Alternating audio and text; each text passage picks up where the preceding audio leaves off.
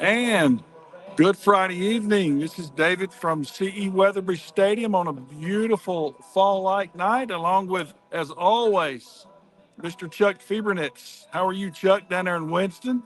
I'm doing good, as always. There we go. Uh, a gorgeous night tonight. The sun is behind the clouds, Chuck. It's absolutely gorgeous. It's not 100 degrees. It's low 70s, high 60s, overcast. It is football weather in CE Weatherby tonight. Yeah, that's seems to be the description for most of the state. I'm sure down east and towards the Myrtle Beach area is still hot down there, but here in Winston, very cool night, very comfortable night, very much a football night.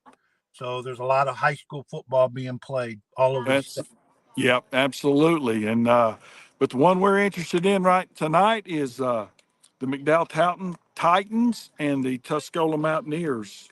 Uh, and man, I hadn't seen a lot of them. I'm watching their linemen out there. They're big now. I don't know, I don't know what they are, but they're big. Yeah, that's the we noticed that last year too with the senior group that they had that were huge, and Tuscola countered that with some big boys on the line, and they went 4 quarters. I mean, they went at it with so.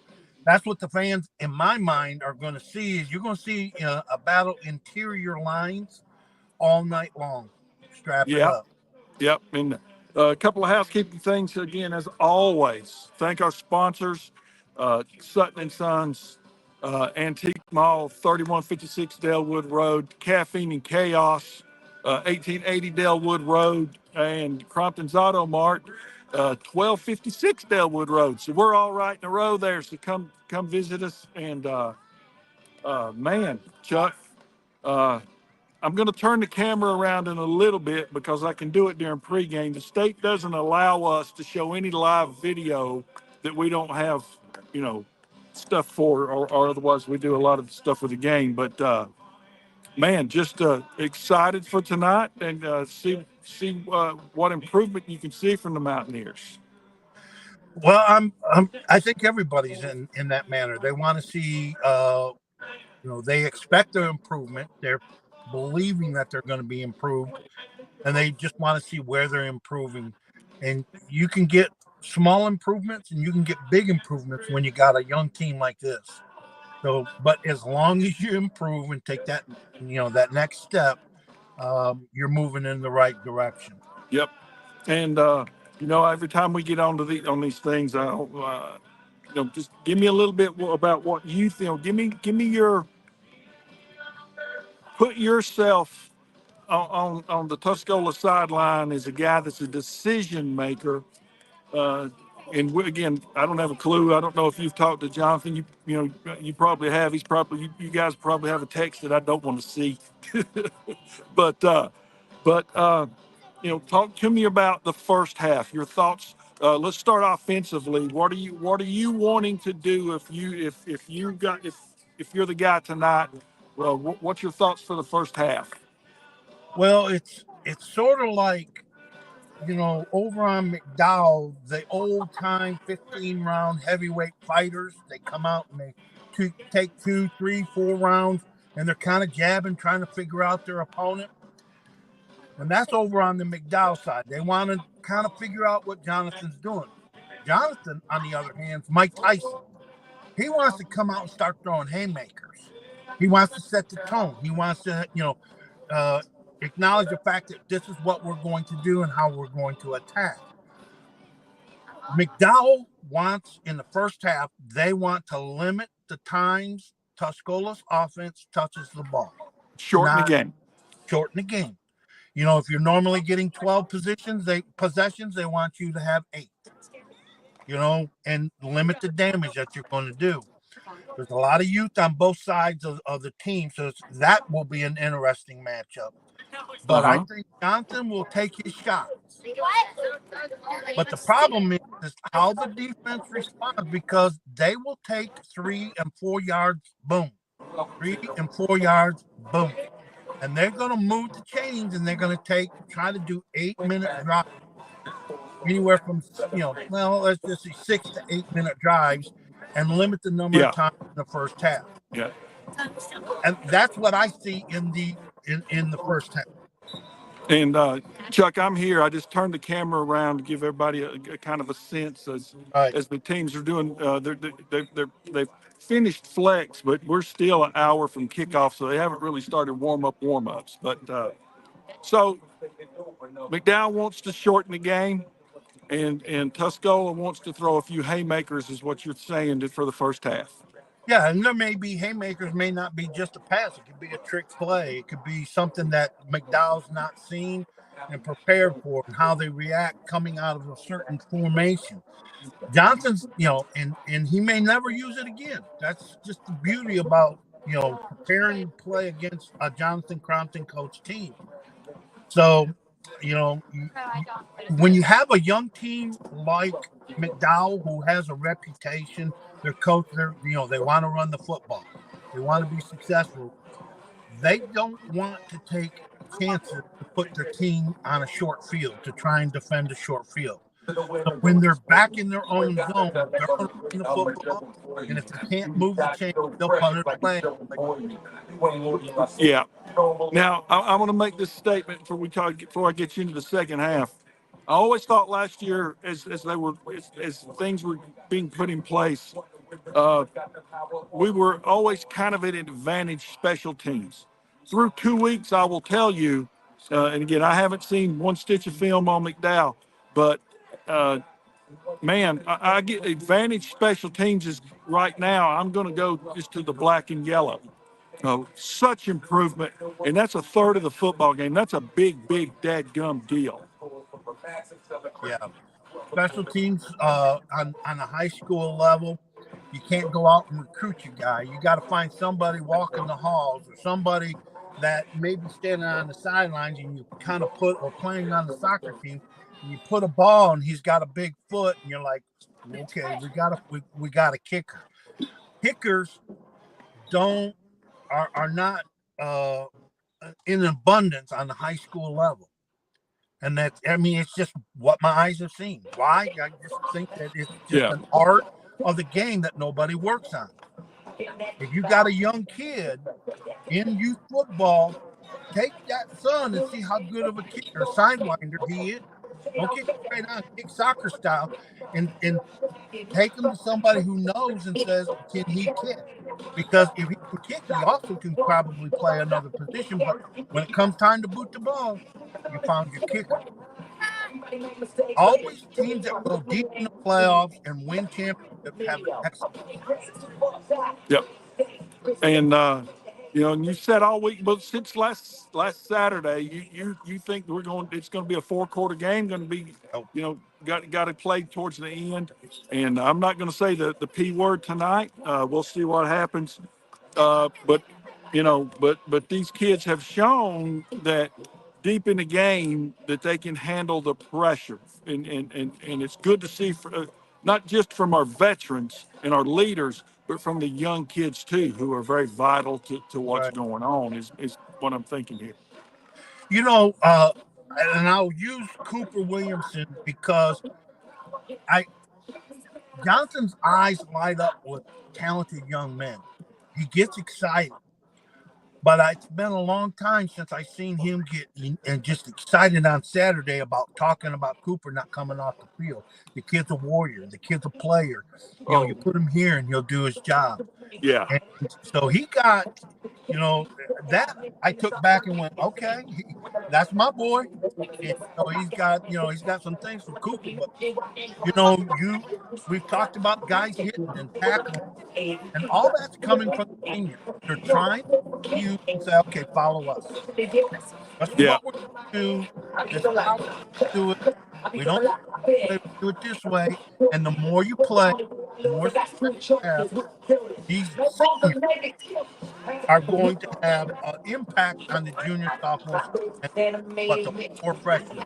Yep. And let me add, before I'm gonna go back and get one final thought on the game from you, but put yourself back in Flint. I'm gonna put myself back over in Leicester. Okay. To me, when you played on Friday nights, the game was great, but for me, man, I love this time. From the time you got to the stadium, when you went out and did pre-warm-ups and go out and do warm-ups, the stadium is filling up, man. There's nothing on earth that I loved as much as that. And I'm not speaking for you, but I think that that's probably your thoughts too. There's nothing like this time before, you're about an hour out and you're just, man.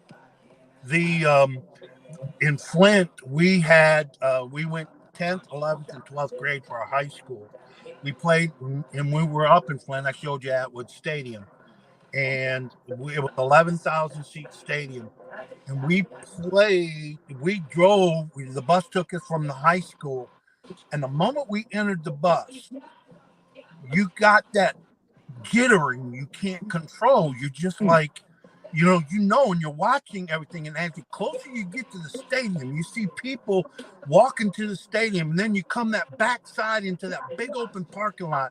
And we were on the right hand side, and it was just, you were in a zone, and you just could not take it. And you look up, and you see that stadium packed already. And then you get out, and our coaches had to take us in. Okay, let's just go through this. We never spoke during pregame warmups. Yeah. We never did crazy stuff.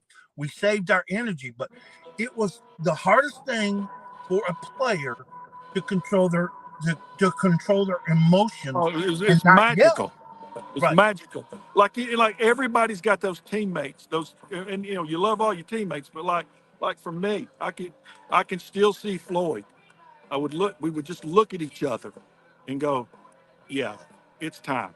And then we'd look at Larry Wilson, my tailback, and go, let's do this. And you just do when you get that look. And there's nothing. I mean, and I know I know you had those guys too. And it's just magical. Yeah. My junior year, we had 7 D1 signees. Rick Leach, Michigan, Tyree Minner, the whole crew. And there were guys, as I remember in the 10th grade, looking at them going, they scare me. And when you're their teammates, when they say bark, when they say jump, you did exactly what they told you to do. And then by the Yeah. time you're a senior, so we had guys that were emotional. I was not the emotional one. I was the fixated on, excuse my language, whooping your ass. And I just waited, to the point where I was so jacked up, I was tearing eyes, ready to go. Yeah. And just the way it was. And some guys had to let go of that emotion. I So, just try and give some people a right. flavor, but there's nothing like it. There's just nothing like it, is there, bud? And your And coach has to read that kind of stuff.